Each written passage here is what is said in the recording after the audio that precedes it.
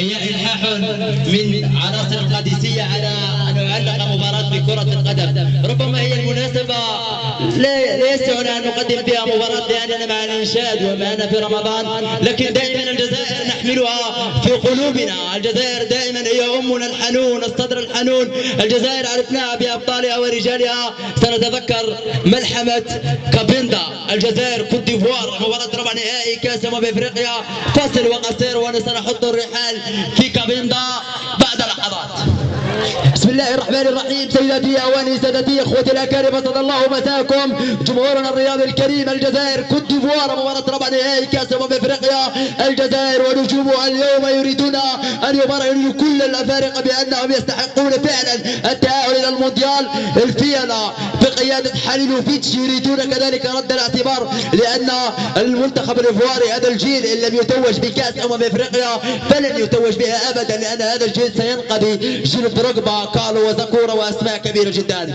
تشكيله الخضر: حراسه المرمى البارحه الطبيب الجزائري الدكتور بوقلالي لم يفصح عن الاسماء التي كانت مصابه الا بساعه متاخره من الليل، وسسبنس عاشه الشارع الجزائري. فوزي شوشي سيشارك بنسبه 100% على الجهه اليمنى عن طريق يحيى في الجهه اليسرى بالحاج بقره وحليش يبدا، ومنصوري مراد مغني وكريم زياني، غزال وكريم مطبول المدرب ربح سعدان. منتخب ايفواري هو كذلك من جهته باريتوني لاعب نادي بروج البلجيكي على الجهه اليمنى الدرما، في الجهه اليسرى سياكاتيري بومبا وكولو توري يايا توري يايا شريف توري زاكورا سلمون كالو ديدي دروغبا وشيرفينيو.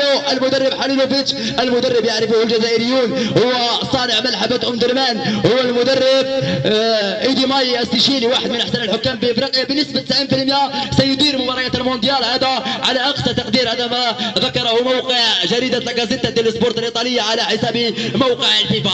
الحكم يصفر ضربه الانطلاقه للمنتخب الايفواري. ديدي دروغبا يمشي كالو زاكورا يخرج ضربه الجهه اليمنى وشوشي ممتاز جدا. هايل يا فوزي، هايل يا فوزي. نعم، هاي الكره اللي تعطيكم الثقه في النفس، هاي الكره اللي تخليكم تدخلوا في المباراه. عن طريق يلعب كريم زياني بالعقل لمراد بقني، يطلق مراد بقني شوشي. يا غزال، يا غزال، يا غزال، عفوا ليس شوشي بالهجوم بل غزال. الكره للمنتخب الجزائري، يزيد منصور يلعب بقره، هنا بقره وباريدوني وقدر موقف. واي بدايه للخضر. حذاري حذاري من اننا نلعب في الامام وننسى الخلف. يا ابو قره يا حلش من فضلكما الحيطه والحذر، الله يخليك يا ابو قره. هنا الكره جيرفينيو وطرح جيرفينيو، الكره لدروغبا زاكورا كالو. عذري وهدف اول. لا اول هدف للمنتخب الايفواري.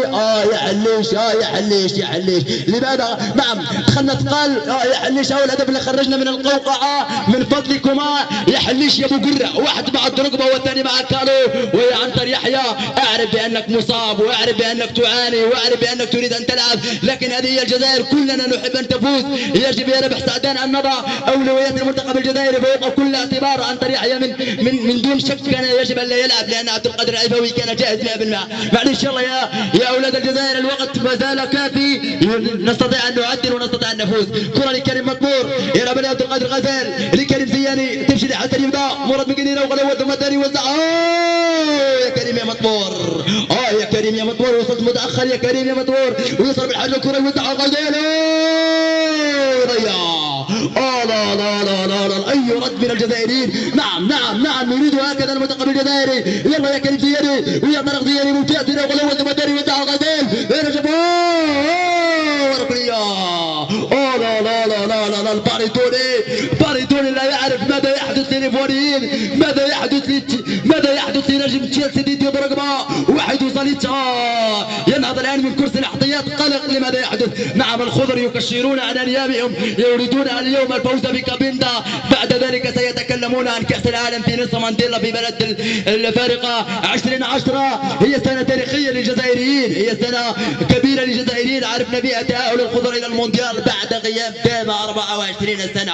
24 سنه انت غائب عن المحافل الدوليه، انت تعيش النكسات والاخفاقات. تعرفون الجزائر ماذا عانت هي امر صعب وامر لا يتقبله الشارع الجزائري، لان نعرف الجمهور الجزائري، نعرف بانه جمهور ذواق ويعشق كرة القدم حتى النخاع. كريم زياني نفذ الركنيه وبارد يخرجها. يلا يا كريم زياني من فضلك يا يزيد وينصوري ويا حسن يبدا الرجوع للخلف. يلا يا حليش للامام، نعرف قيمتك يا حليش. يزيد المنصوري ودعاه وين اللي كريم زياني كريم الدورة هدف تعادل. لا لا لا لا لا لا هدف تعادل، هدف التعادل للجزائريين. الجزائريون يعدلون النتيجة، يعودون من بعيد. نعم منتخب جزائري هكذا كان يود ان يعدل النتيجة وفعلها.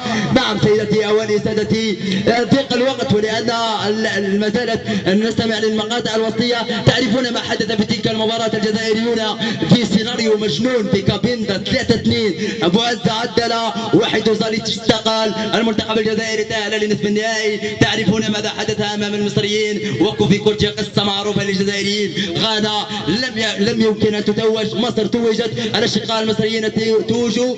سيدتي اواني سادتي اشكركم على كرم الاصغاء والمتابعة. دمتم برعاية الله وحفظه. سلام.